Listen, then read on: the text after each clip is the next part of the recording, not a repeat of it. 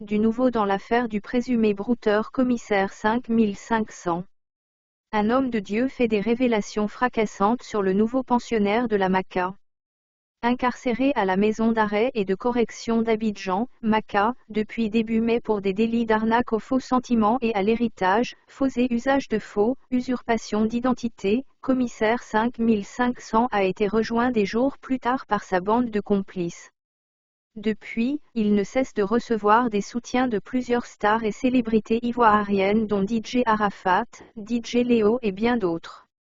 Alors que certains parmi ses bienfaiteurs verraient à sa libération, un homme de Dieu interviewé par le magazine ivoirien, Allo Police, vient de faire des révélations fracassantes sur la réelle vie du présumé brouteur.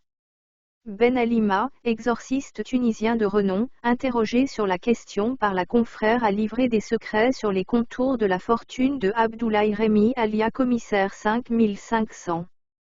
À en croire l'homme de Dieu, c'est grâce à des pratiques mystiques que le présumé brouteur a pu bâtir son immense fortune.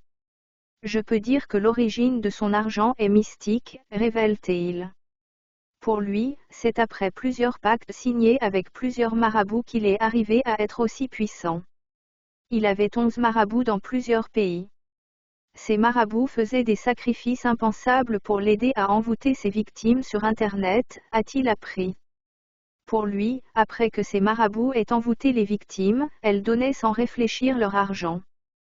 Puis, à l'exorciste de confier aux confrères que la chute de commissaire 5500 est venue de son intention de quitter la loge de la franc-maçonnerie où il était membre.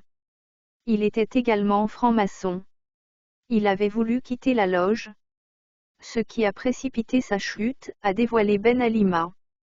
Toutefois, a appris l'homme de Dieu, commissaire 5500 s'adonnait à des sacrifices indescriptibles.